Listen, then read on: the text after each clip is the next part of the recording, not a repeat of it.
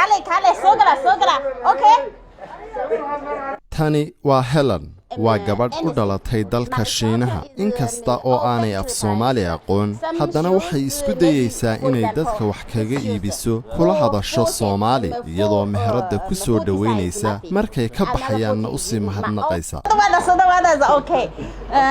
ka hor intii aanay meheradeeda Hargeysa ka furan ee aanay ka iman Shanghai oo ah magaalo ku taala bartamaha xeebaha bari ee dalka Shiinaha ahna caasimadda ganacsiga ee dalkaasi Helen waxay booqasho ku timi Hargeysa Chinese wax ku weydiinaya bal waxaad weydiisaa goorta ay bilowday ganacsigan iyo sida ugu dhashay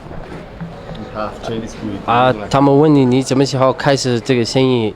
来这里还有什么时候你决定了来我们这里从哪里来我决定是去年应该是去年我先开始来了一趟来考察了一下后来我看到这个市场就是说很有买点购买力各方面的都 OK 只是我去年应该是今年1月份我就决定来这里了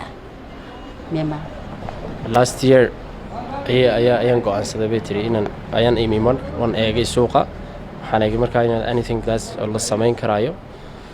suuqa waxyaabo ku soo karaya markaa sanadkan bishiisii dhexdiisii ayaan bilaabay meeradan aan furay hotel guuleedna way ku soo sameeyeen showgii muxuu ahaa carwadii rabadaantiina way ku jireen markaa markii lagu soo bartay after that halkan bay fureen markaa sida ay ii sheegtay Helen waxay ku qanacday Hargeysa iyadoo go'aan ku gaadhay inay furato dukaan lagu iibiyo kabaha waxay la dhacday nabadgelyada iyo xasiloonida Hargeysa balse gabadhani waa mid ka mid ah dadka u dhashay dalka China ama Shiinaha ee Hargeysa iyo Somaliland ba u yimi ganacsiga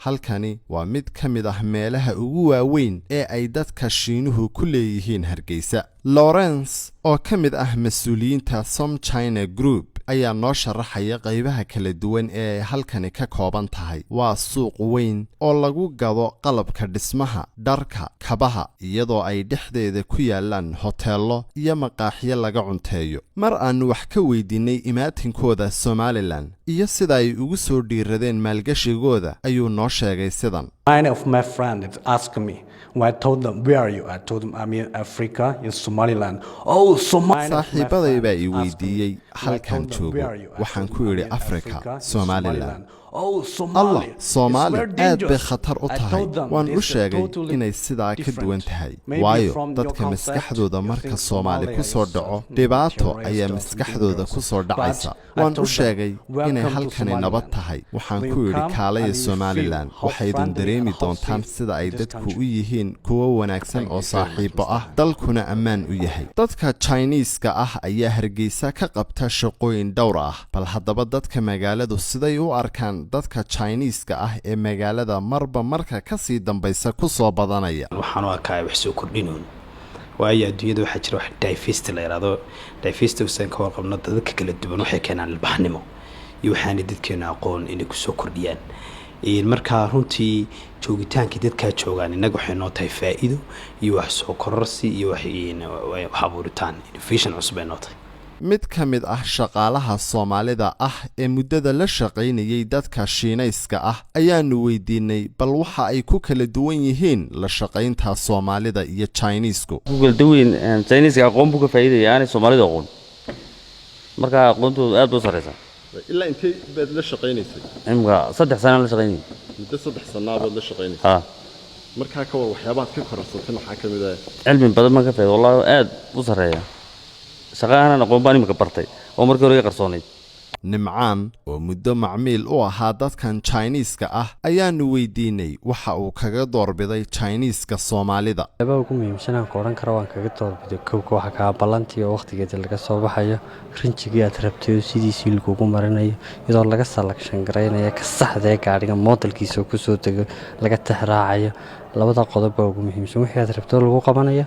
iyo balantii oo waqtigeeda fayl baad ku noqonayso waqtigii lagu la balamayaa ugu imanayso adeegagii lagu fuliyay dalka Shiinuhu waa dalka koowaad ee ugu dad tiro badan adduunka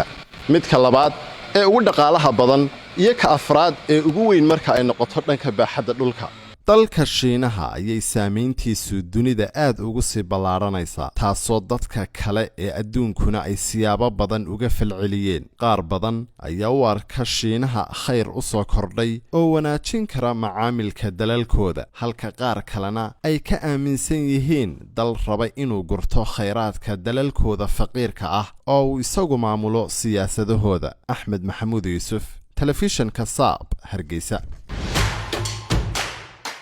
adeega cusub ee shirkadda dahabshiil iyo dahab casriyeynta hanaanka cusub ee xawilaadda dahabshee haddaba macmil adeegan cusub ee casriga ahi waxa uu ku sahlayaa in adigoo jooga gurigaaga hoose goobtaada shaqo aad lacag ugu xawishid asxaabtaada iyo ehelkaaga jooga daafaha dunida